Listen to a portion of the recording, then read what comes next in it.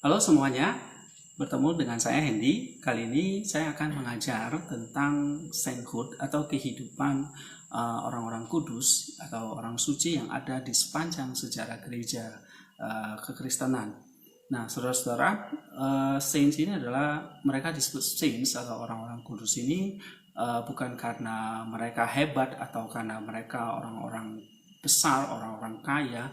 Ya, memang ada saints yang berasal dari orang-orang yang punya jabatan ya atau punya posisi yang tinggi, tetapi ini kebanyakan mereka adalah orang-orang biasa yang memiliki iman yang besar ya, dengan kesetiaan, ketaatan mereka menjalani panggilan hidup mereka, mempertahankan iman mereka di tengah banyak musuh ataupun dunia yang penuh tantangan buat mereka.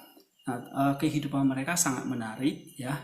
Kehidupan mereka patut kita teladani ya, contoh-contoh teladan iman mereka. Dan saya sendiri banyak diberkati oleh kesaksian hidup mereka di dalam berbagai konteks kehidupan mereka, pelayanan mereka, panggilan mereka. Mereka menjalani dengan penuh dedikasi, dengan penuh ketaatan dan kerendahan hati.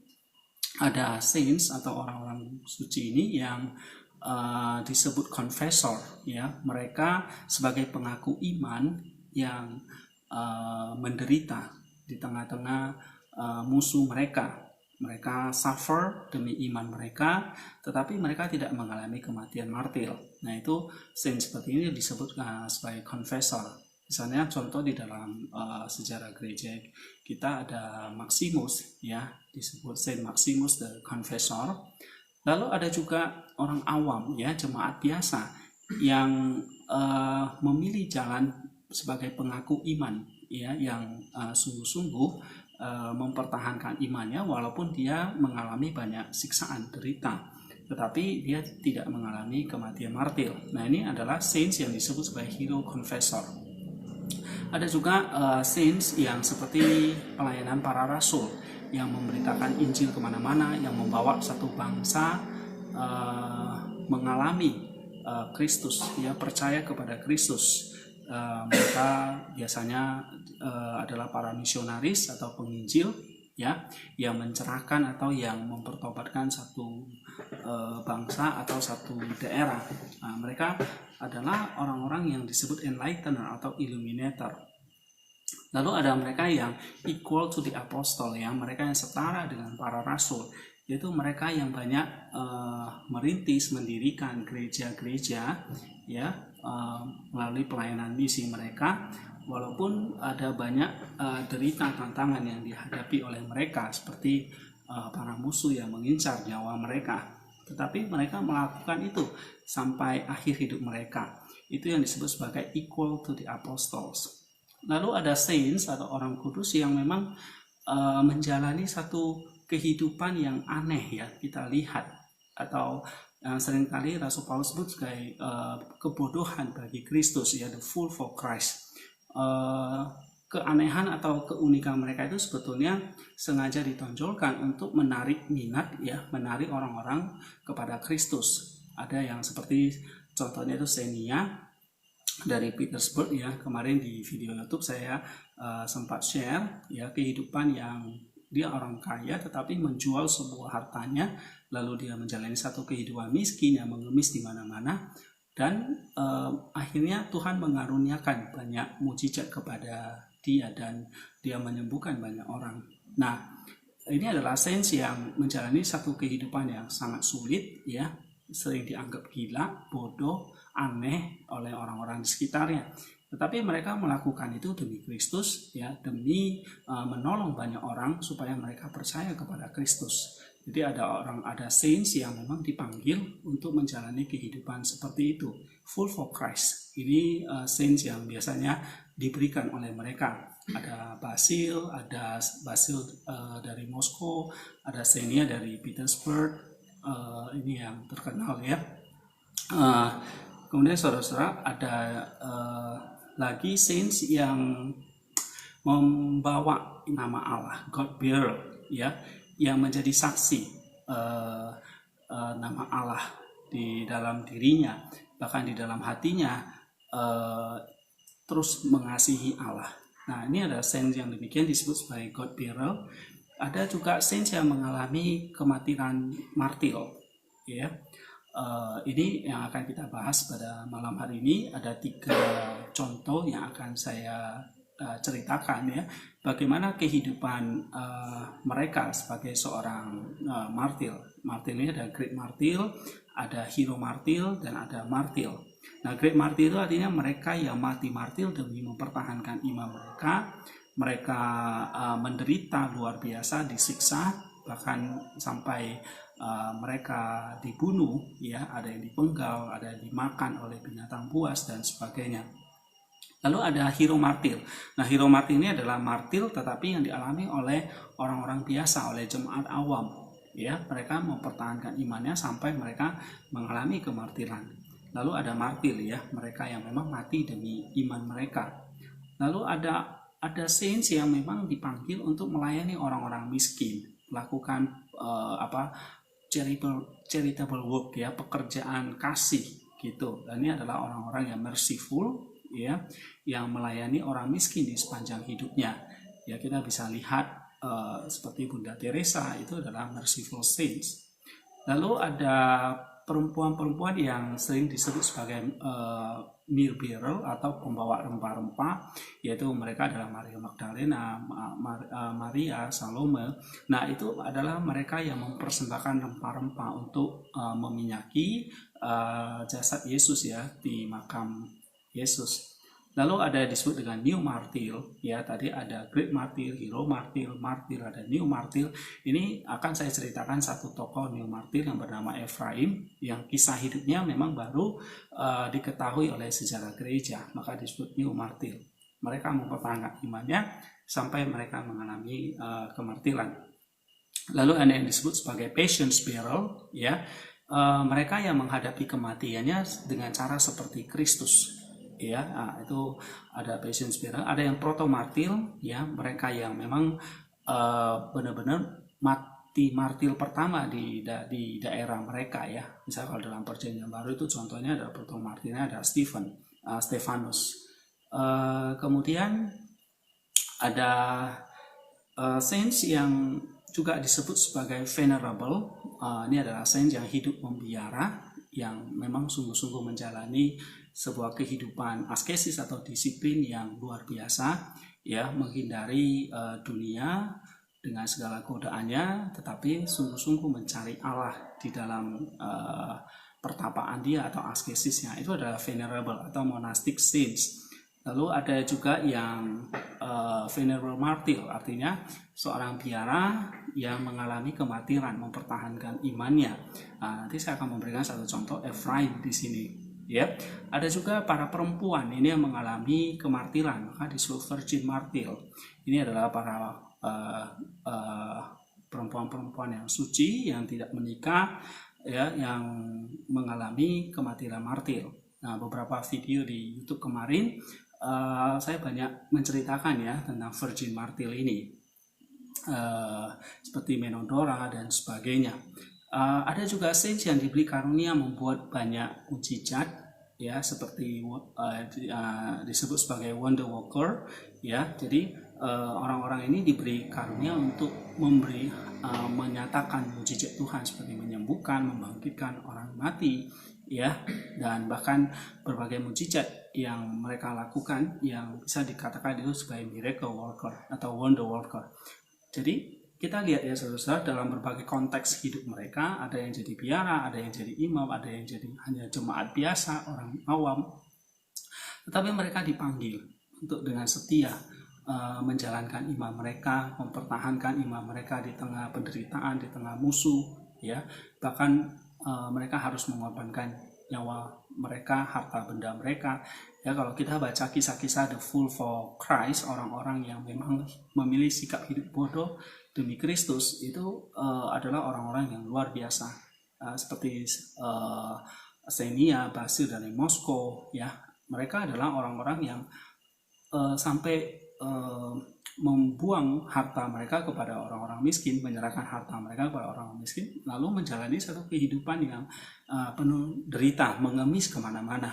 Nah, nampaknya bagi kita itu adalah satu kebodohan, tetapi itu adalah panggilan iman mereka yang bukan mencari sensasi, tetapi jalan mereka yang dipilih ya.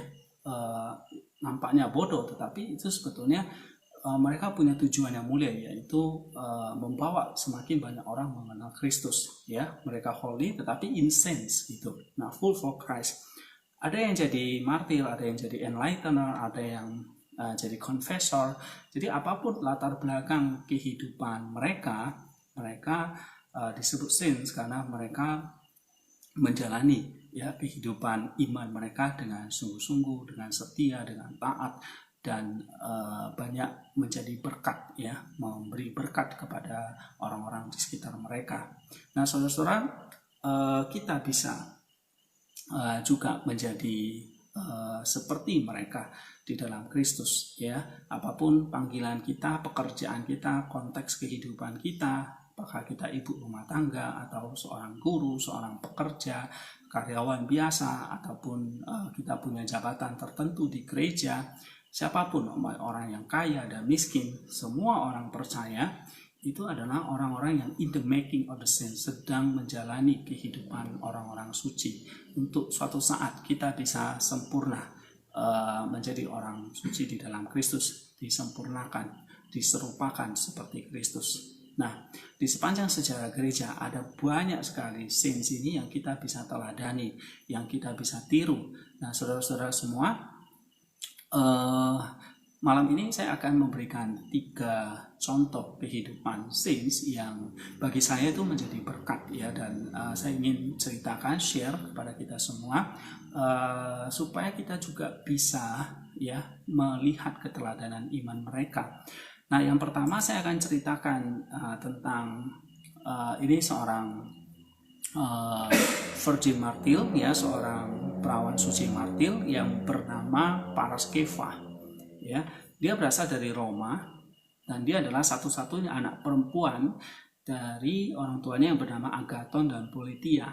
Dan tahun-tahun awalnya Paraskeva ini mendedikasi dirinya kepada Tuhan.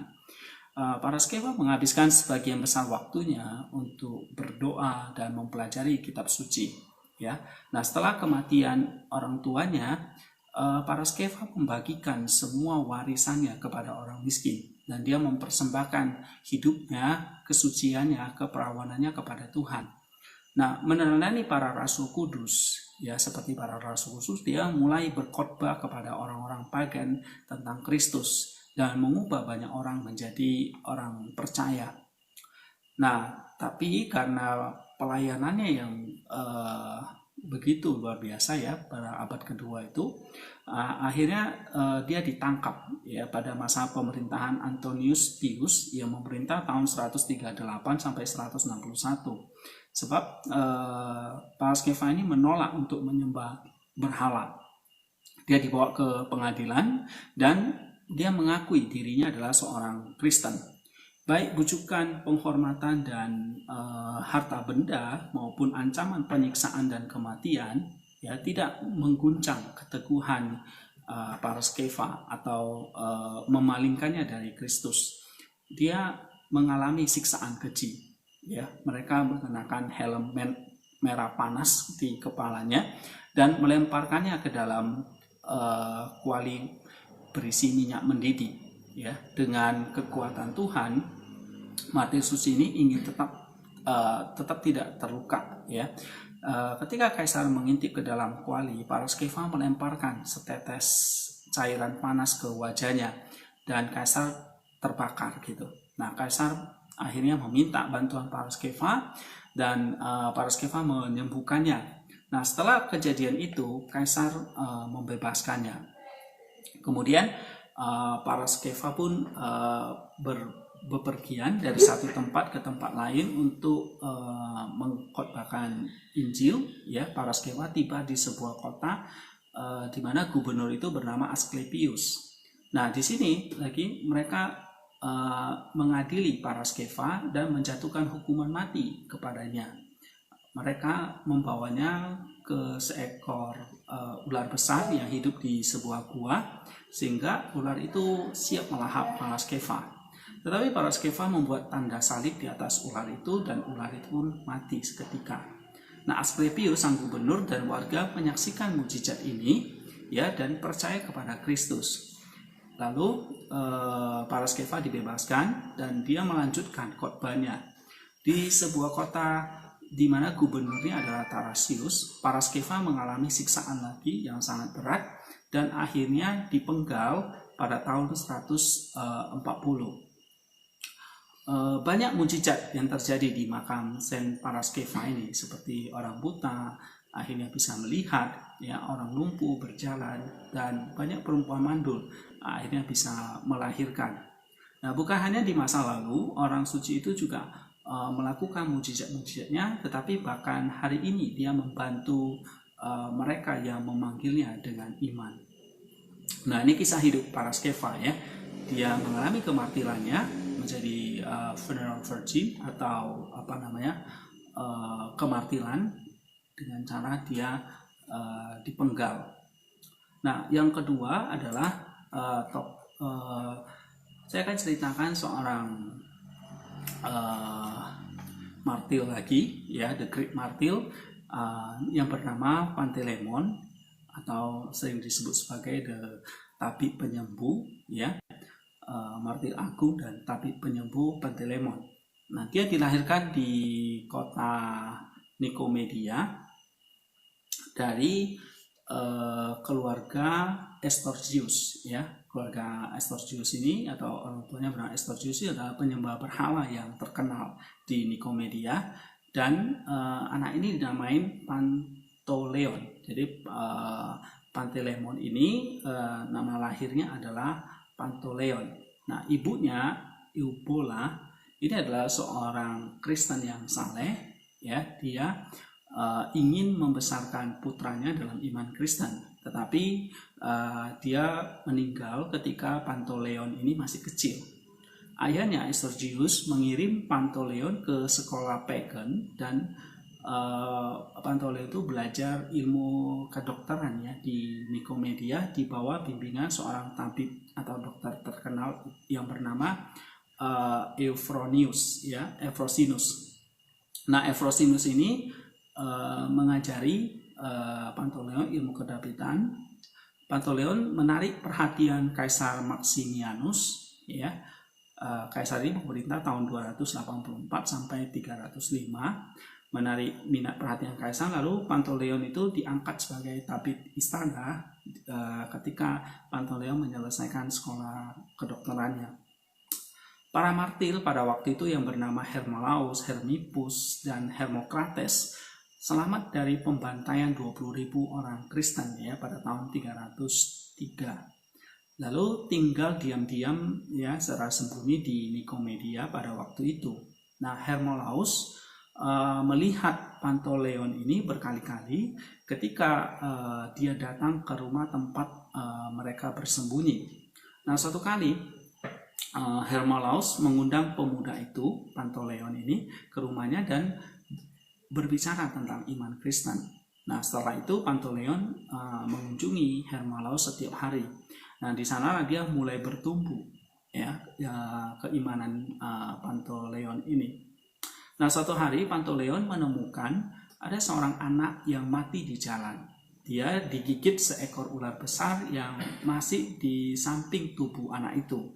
Pantoleon mulai berdoa kepada Tuhan Yesus Kristus untuk menghidupkan kembali anak yang sudah mati itu dan menghancurkan ular berbisa itu. Lalu dia dengan tegas memutuskan bahwa jika doanya dikabulkan, maka dia akan menjadi pengikut Kristus, ya, dan menerima baptisan. Nah, akhirnya miracle terjadi, ya, anak itu bangkit hidup-hidup dan ular itu pun mati di depan mata Pantoleon. Nah, melihat mujizat ini, akhirnya Pantoleon menerima Kristus, ya. Dia pun dibaptiskan oleh Hermolaus yang memang sebelumnya sudah membimbing dia. Dia dibaptis dan diberi nama baptisan Pantelemon. Nah, Pantelemon itu artinya full of mercy, ya, penuh belas kasihan. Nah, dia berbicara kepada Estorgius, ayahnya. Ya, Pantelemon mempersiapkan ayahnya untuk menerima Kristus. Nah, ketika sang ayah melihat Pantelemon ini menyembuhkan seorang buta dan memohon kepada Yesus Kristus, dan akhirnya miracle terjadi lagi. Orang buta itu bisa melihat, dan akhirnya ayahnya, ya Estorgius ini, percaya kepada Kristus dan dibaptiskan oleh Hermolaus, ya, bersama dengan orang buta yang dipulihkan tadi. Nah, setelah kematian ayahnya, Pantelemon mengabdikan hidupnya untuk orang-orang yang menderita, sakit, kemalangan, dan orang-orang yang membutuhkan. Dia memperlakukan semua orang yang datang kepadanya, ya, menyembuhkan mereka tanpa memungut biaya, ya, dan menolong mereka dalam nama Yesus Kristus. Pantelemon mengunjungi mereka yang dikurung di penjara, ya, dia menyembuhkan luka-luka mereka. Dalam waktu singkat, ya, kesaksian Pantelemon yang baik ini menyebar ke seluruh kota, ya. Meninggalkan tabib-tabib yang lain, penduduk mulai beralih hanya kepada Pantelemon. Jadi banyak tabib yang akhirnya pada waktu itu menjadi iri dan memberitahu kepada kaisar bahwa Pantelemon menyembuhkan para tahanan Kristen. Nah, Maximianus mendesak Pantelemon untuk membantah tuduhan itu dengan mempersembahkan korban kepada berhala. Pantelemon mengakui dirinya seorang Kristen dan menyarankan agar orang yang sakit yang para tabib dan dukun sudah menyerah menyembuhkan harus dibawa ke hadapan kaisar. Jadi saran permintaan dari Pantelemon. Nah, kemudian para tabib dan dukun-dukun itu bisa memanggil dewa-dewa mereka, dan Pantelemon akan berdoa kepada Tuhannya untuk menyembuhkan pasien itu. Nah, akhirnya permintaannya dikabulkan oleh sang kaisar. Lalu ada seorang lelaki lumpuh selama bertahun-tahun dibawa masuk. Lalu di situ ada para dukun, ada tabib pagan yang tahu seni pengobatan, mencoba untuk menyembuhkan. Mereka memanggil dewa-dewa mereka, tapi hasilnya nol gitu ya. Tetapi Pantelemon di hadapan kaisar, ya, menyembuhkan orang lumpuh itu dengan hanya memanggil nama Yesus Kristus. Nah, Maximian, ya, sang kaisar ini tidak senang, lalu dia mengeksekusi orang yang lumpuh tadi yang disembuhkan itu, dan dia menangkap Pantelemon lalu disiksa dengan keji. Lalu tidak berapa kemudian Tuhan menampakkan diri kepada Pantelemon dan menguatkan dia sebelum dia menjalani siksaan. Nah, mereka menggantung Pantelemon di atas sebatang pohon dan mengaitkannya dengan kait besi, ya, membakarnya dengan api dan kemudian membentangkannya di rak, melemparkannya ke dalam kuali mendidih dan dibuang ke laut, ya, dengan batu di lehernya. Sepanjang siksaan ini Pantelemon tetap tidak terluka, ya. Nah, ini miracle yang terjadi. Nah, pada saat itu para imam, yaitu Hermolaus, Hermippus, dan Hermokrates itu dibawa ke pengadilan oleh para penyembah berhala. Ketiganya, ya, ketiga imam tadi hanya mengakui iman mereka sebagai confessor, ya, dan mati sebagai martir, ya, pada tanggal 26 Juli pada tahun itu. Nah, atas perintah kaisar, mereka membawa Pantelemon ke sebuah sirkus, ya, untuk dimakan oleh binatang buas. Namun hewan-hewan itu mendatanginya dan justru menjilat kaki Pantelemon. Para penonton mulai berteriak, "Hebat Allah orang Kristen!" gitu. Nah, lalu Maximus yang marah memerintahkan para prajuritnya untuk menikam dengan pedang siapa saja yang memuliakan Kristus, dan akhirnya memenggal kepala Pantelemon. Nah, lalu mereka membawa orang suci ini, jasad ini, ke tempat eksekusi dan mengikatnya ke pohon zaitun. Ketika martir itu berdoa, ya, sebelum dipenggal ini, salah seorang prajurit memukulnya dengan menusuknya dengan pedang. Tetapi pedang itu menjadi lunak seperti lilin dan tidak menimbulkan luka. Nah, orang suci itu menyelesaikan doanya, lalu sebuah suara dari surga memanggil martir itu dengan nama barunya dan memanggilnya masuk ke dalam kerajaan surgawi. Nah, mendengar suara itu, para prajurit berlutut di depan martir suci dan memohon pengampunan. Ya, mereka menolak untuk melanjutkan eksekusi, tetapi Panteleimon mengatakan kepada mereka agar mematuhi perintah kaisar, karena kalau tidak, mereka tidak akan memiliki bagian dengannya di kehidupan yang mendatang. Nah, para prajurit pun dengan sedih mencium Panteleimon dan memenggal kepala Panteleimon. Nah, ketika Panteleimon dipenggal, pohon zaitun yang menjadi tempat orang suci itu diikat, ya, berbuah. Banyak yang hadir pada saat eksekusi menjadi percaya kepada Kristus. Tubuh orang suci itu dilemparkan ke dalam api, ya, tetapi tidak terluka dan dimakamkan oleh orang-orang Kristen.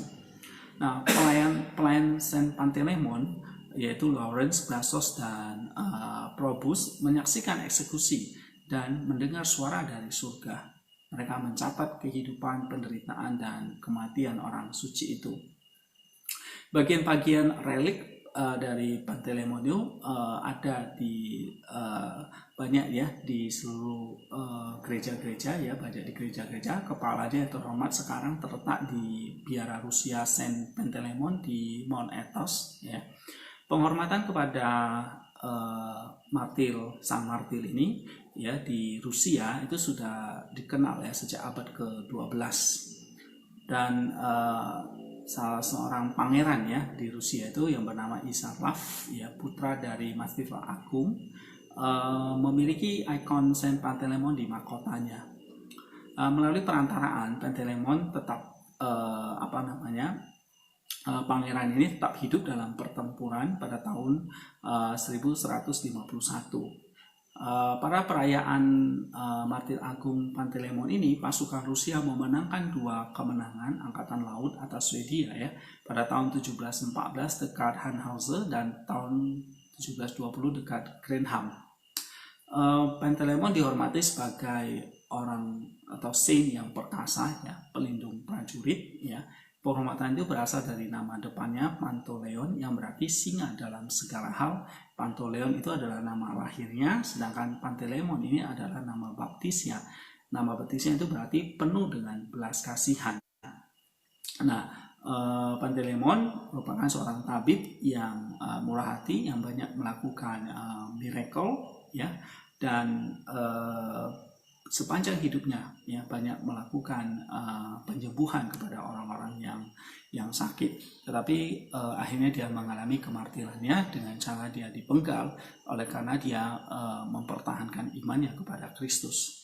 Ini satu teladan iman yang luar biasa, ya. Satu kidung dinyanyikan untuk Panteleimon, dikatakan dia adalah saintly champion and healer.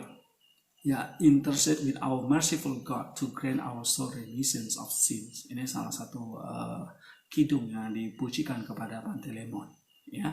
Dikatakan a champion and martyr of God, ya, imitating the merciful and bearing from him the grace of healing. Jadi meneladani belas kasihannya, ya, perbuatannya dalam banyak menyembuhkan orang-orang sakit, ya. Cure our spiritual ill by your prayer. Sembuhkanlah sakit kami, ya, melalui doa-doamu. Bebaskanlah kami dari segala godaan, ya, yang tanpa henti kami memohon, Tuhan selamatkanlah kami. Nah, itu adalah kidung yang dinyanyikan untuk Panteleimon, seorang martir agung dan penyembuh tabib yang ajaib. Kemudian yang terakhir, saya ingin ceritakan tentang seorang martir baru, ya, new martir yang bernama Ephraim. Ini menarik sekali kisah hidup Ephraim ini, ya. Dia adalah martir baru yang suci dan seorang wonder worker, ya, seorang pembuat mukjizat, ya. Dia lahir di Yunani pada tanggal 14 September tahun 1384, ya. Ayahnya meninggal ketika Ephraim ini masih muda dan ibunya yang saleh merawat 7 anak sendirian. Nah, ketika Ephraim mencapai usia 14 tahun, ya, Tuhan mengarahkan langkah-langkahnya ke sebuah biara di Gunung Amoman dekat Neamakre di Attika. Biara itu didedikasikan kepada peristiwa Annunciation atau pemberitaan malaikat Gabriel kepada Maria ya tentang bahwa dia akan mengandung firman Allah ya, Annunciation. Dan biara itu juga didedikasikan untuk Saint Paraskeva yang tadi saya jelaskan. Nah, Efraim tinggal di biara itu ya, di Nemakri di Atika ya. Di biara itu dia benar-benar menjalani satu kehidupan salib gitu ya, yang memang dipikul oleh semua pengikut Kristus. Dengan penuh kasih kepada Allah, Efraim dengan bersemangat hidup dalam ketaatan ya, di bawah disiplin biara. Selama hampir 27 tahun dia meneladani kehidupan para bapak asketik padang gurun ya. Dari di biara itu dia meniru kehidupan spiritual fathersnya adalah bapak-bapak padang gurun. Nah, dengan spirit ilahi dia mengikuti Kristus ya, dan berbalik dari godaan dunia ini. Dengan rahmat Allah dia menyucikan dirinya dari nafsu yang menghancurkan jiwa dan menjadi tempat tinggal Roh Kudus. Dia juga dianggap layak untuk menerima rahmat imamat ya, dan melayani altar dengan penuh hormat dan ketaatan. Jadi Efraim ini dia juga adalah seorang imam yang melayani di gereja. Pada tanggal 14 September tahun 1425, orang-orang Turki barbar melancarkan invasi melalui laut, menghancurkan biara dan menjara daerah sekitarnya. Nah, Efraim ini adalah salah satu korban kebencian mereka. Banyak biarawan disiksa dan dipenggal, tetapi Efraim ini tetap tenang. Nah, ini yang membuat orang barbar ini, orang Turki ini marah ya. Jadi mereka memenjarakan si Efraim, menyiksanya dan memaksanya untuk menyangkal Kristus. Mereka menguncinya di sel kecil tanpa memberi makan atau minum, dan mereka memukulinya setiap hari, berharap meyakinkan dia untuk menjadi seorang muslim ya, berpindah agama menyangkal Kristus. Nah, selama beberapa bulan disiksa, orang-orang Turki itu menyadari bahwa orang suci ini tetap setia kepada Kristus walaupun mengalami siksaan yang berat ya. Nah, karena Efraim tidak menyerah, akhirnya mereka memutuskan untuk membunuhnya. Lalu pada hari Selasa 5 Mei 1426 mereka membawanya dari selnya ya, mengeluarkannya, membalikkannya dan mengikatnya ke sebuah pohon mulberry. Lalu mereka memukulinya dan mengejeknya. "Di mana Tuhanmu?" mereka bertanya. "Dan mengapa dia tidak menolongmu?" Nah, orang suci itu tidak kehilangan keberanian, tetapi berdoa, "Ya Tuhan, jangan dengarkan kata-kata orang-orang ini, tetapi semoga Engkau akan melakukannya sebagaimana yang Engkau telah tetapkan." Nah, orang-orang barbar ini menarik janggut Efraim dan menyiksanya sampai kekuatannya habis. Darahnya mengalir, pakaiannya compang-camping, tubuhnya hampir telanjang dan ditutupi dengan banyak luka. Meski begitu, orang-orang Turki itu tidak puas, tetapi ingin lebih menyiksanya lagi. Nah, salah satu dari mereka mengambil tongkat yang menyala dan memasukkannya dengan tajamnya ke pusar orang suci itu. Ceritanya menyayat hati, begitu besar rasa sakitnya. Darah mengalir dari perutnya. Tetapi orang-orang Turki itu tidak berhenti. Mereka mengulangi siksaan menyakitkan yang sama beberapa kali. Tubuhnya menggeliat dan semua anggota tubuhnya kejang. Segera orang suci itu menjadi terlalu lemah untuk bicara. Jadi Efraim berdoa dalam hati meminta Tuhan untuk mengampuni dosa-dosanya. Darah dan air liur mengalir dari mulutnya dan tanah itu basah oleh darahnya. Kemudian Efraim jatuh pingsan. Berpikir bahwa Efraim telah mati, orang-orang Turki itu memotong tali dan mengikatnya ke sebuah pohon, dan tubuh Efraim itu jatuh ke tanah. Kemarahan mereka masih belum berkurang, lalu mereka terus menendang dan memukulinya. Setelah beberapa saat, ya, Efraim membuka matanya dan berdoa kepada Tuhan, "Tuhan, aku menyerahkan rohku kepadamu." Lalu sekitar pukul 9 pagi, jiwa martir ini dipisahkan dari tubuhnya. Kejadian ini terlupakan sebetulnya hampir 500 tahun ya. Dan ini kejadiannya sekitar tahun 1400-an ya. Lalu pada tahun 3 Januari 1950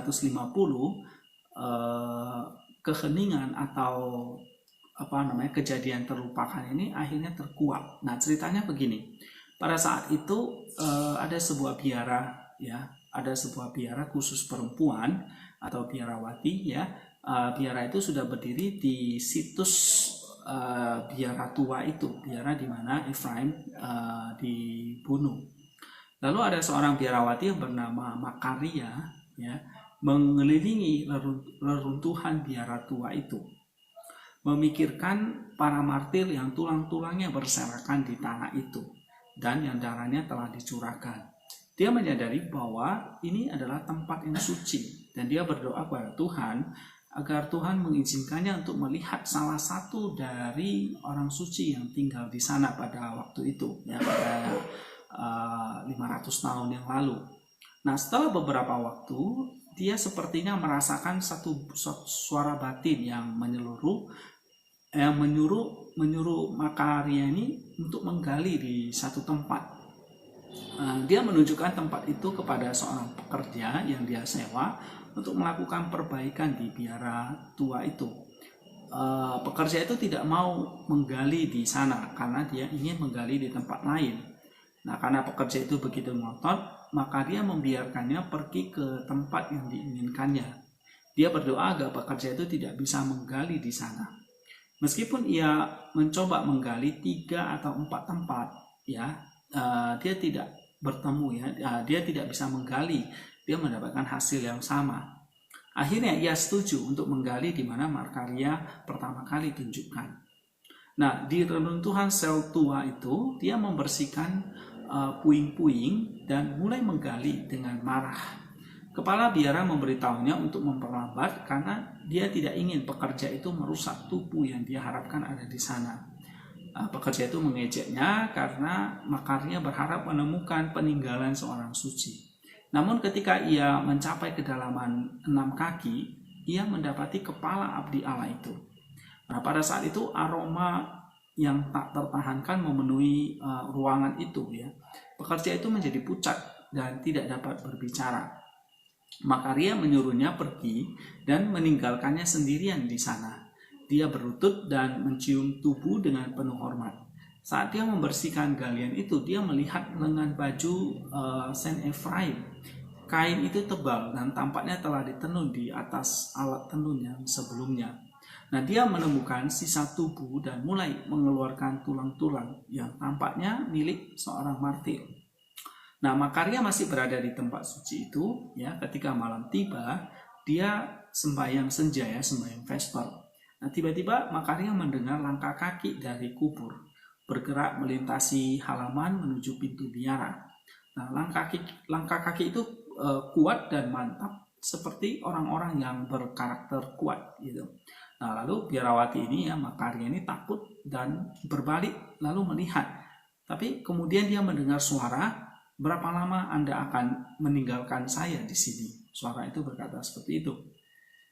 Lalu Makaria melihat ada seorang biarawan tinggi dengan mata kecil bulat yang janggutnya mencapai dadanya. Nah, di tangan kirinya ada sinar terang dan di tangan kanan seperti memberkati gitu. Nah, Makaria dipenuhi dengan kegembiraan dan ketakutan, dan seketika ketakutannya itu menghilang. Lalu dia berkata, "Maafkan saya," katanya. "Aku akan menjagamu sampai besok segera setelah Allah membuat hari fajar," kata Makaria. Lalu orang itu pun menghilang dan biarawati itu terus membaca vesper. Nah, di pagi hari setelah sembahyang subuh, ya, Makaria membersihkan tulang-tulang dan meletakkannya di sebuah ceruk ya di area altar gereja, menyalakan lilin di depan mereka. Nah, dalam malam itu, Saint Ephraim menampakkan diri kepada Makaria dalam mimpi. Nah, dia berterima kasih padanya karena merawat barang peninggalannya. Lalu dia berkata kepada Makaria, "Namaku Ephraim." Nah, dari bibirnya sendiri, Ephraim menceritakan kisah hidupnya dan mati martirnya kepada Makaria. Nah, sehingga kita bisa tahu ya kejadian bagaimana kemartiran Efraim ini terjadi melalui biarawati bernama Makaria ini. Nah, karena Efraim ya memuliakan Allah dalam hidupnya dan dengan kematiannya, Tuhan menganugerahkan kepadanya rahmat mujizat. Ya, mereka yang menghormati relik suci dengan iman dan kasih telah disembuhkan dari segala macam penyakit dan kelemahan, dan dia dengan cepat menjawab doa-doa orang-orang yang memanggilnya. Nah, Saint Efraim ini diperingati setiap tanggal 5 Mei dan juga tanggal 3 Januari. Nah, yang menarik terakhir ini ada sebuah kisah nyata yang dilakukan oleh Saint Efraim ya. Ada seorang remaja di Amerika, di Midwest tepatnya, yang bergulat dengan hidupnya sendiri.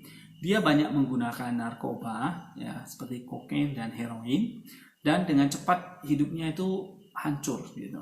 Dia tidak memiliki kehidupan keluarga yang stabil atau pendidikan agama yang memadai, dan meskipun dia masih muda, masih remaja, ia ada dalam masalah yang sangat serius. Suatu malam nampak seorang lelaki tua jelek menampakkan diri kepada anak remaja ini dan berkata, "Aku temanmu, aku ingin membuat janji denganmu untuk bertemu denganku." Nah, dia mengarahkannya untuk masuk ke mobilnya dan mengemudi secepat mungkin ke jalan yang memiliki tikungan dengan tebing tipis ya, di tikungan. Lalu anak muda itu pun melakukan apa yang diperintahkan ya, masuk ke mobilnya dan melaju secepat mungkin di jalan. Nah, kehilangan keberanian pada menit terakhir, akhirnya anak remaja itu berhasil menginjak rem dan nyaris berbelok. Anak remaja itu tiba di rumah dengan terguncang gitu. 2 malam kemudian lelaki tua itu muncul lagi dan berkata dengan marah dan geram ya, "Saya sangat kecewa kepada Anda karena Anda tidak bertemu dengan saya. Sekarang masuklah ke mobil lagi dan kemudi ya secepat mungkin, dan kali ini jangan injak rem." Lalu anak muda itu merasa aneh ya, dia dipaksa untuk melakukan ini, dan sekali lagi dia masuk ke mobilnya, melaju secepat mungkin, dan kali ini tidak berhenti dan melaju dengan kecepatan tinggi dari tebing. Mobil itu pun hancur, tetapi anehnya ia lolos hanya dengan luka memar dan sedikit gegar otak.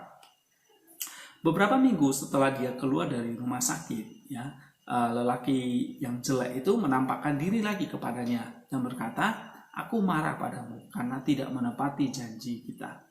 Malam ini tidak boleh gagal. Kamu akan bertemu denganku. Masukkan dosis obat 2 kali lebih banyak ke dalam tubuhmu dengan jarum." Ya, karena memang anak ini pecandu narkoba.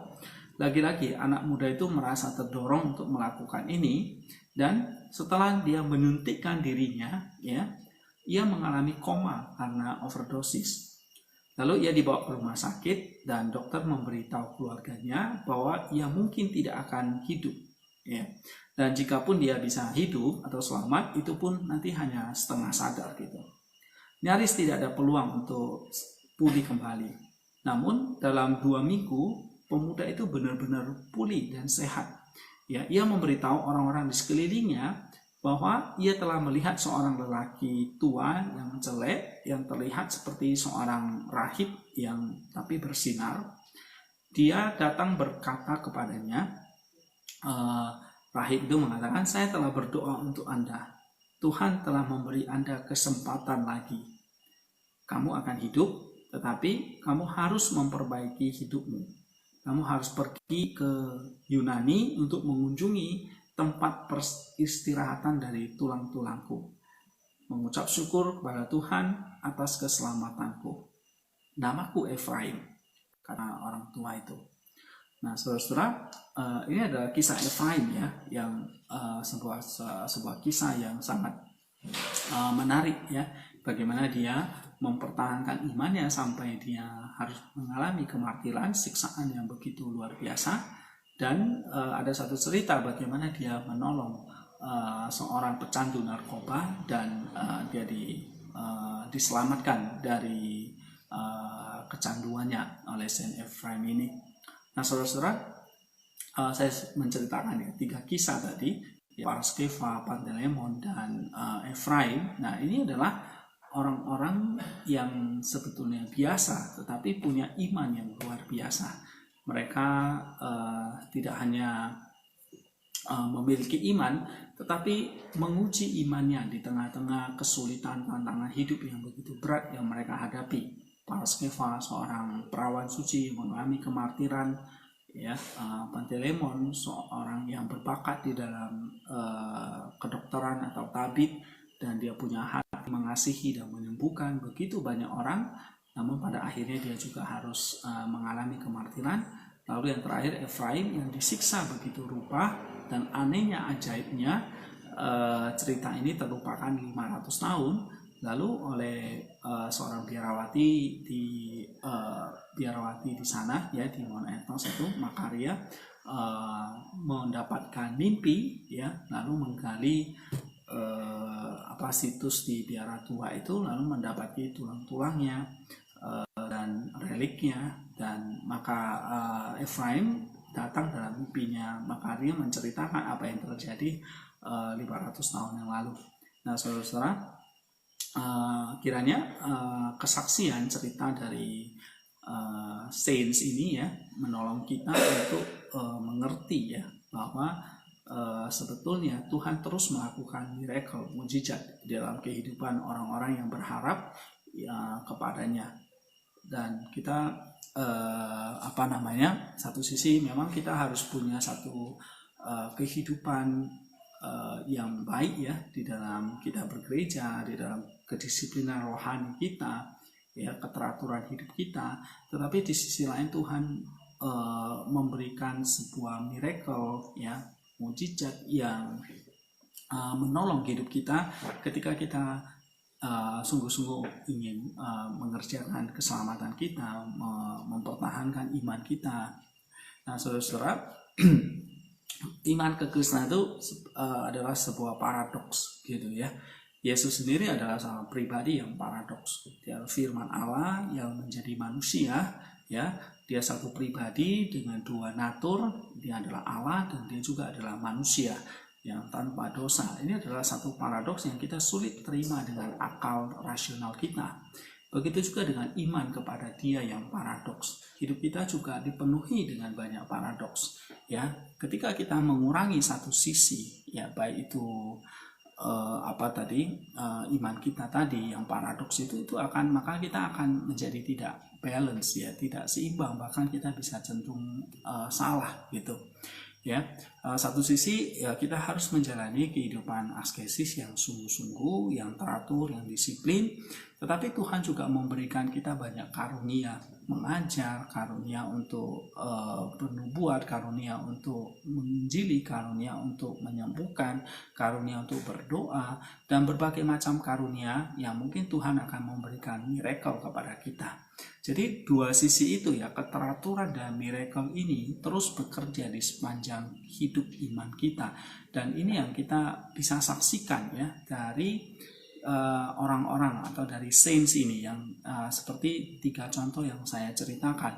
Hidup mereka punya iman yang sungguh-sungguh, tetapi miracle, mujizat terus terjadi di tengah mereka mempertahankan dan menjalankan iman mereka. Nah, kiranya kehidupan teladan kehidupan mereka itu bisa menolong kita, menginspirasi kehidupan kita, ya, menjalankan, mempertahankan iman kita sampai akhir hidup kita, dan membawa harum nama Kristus dimanapun kita berada. Kiranya ketiga contoh imam ini, saints ini menolong kita untuk menapaki sepanjang jalan hidup kita, dan ingat bahwa kita juga adalah orang-orang kudus, ya, kita bisa sempurna sama seperti Allah sempurna. Dan seperti kata Rasul Paulus, perhatikanlah, tirulah dan atau teladanilah kehidupan pahlawan-pahlawan iman ini. Karena itu akan menolong kita menguatkan iman kita di sepanjang kita mengikuti Kristus. Thank you semuanya atas perhatiannya. Kiranya ini boleh memberkati kehidupan kita. Sampai ketemu pada pengajaran video yang lain. Thank you semua.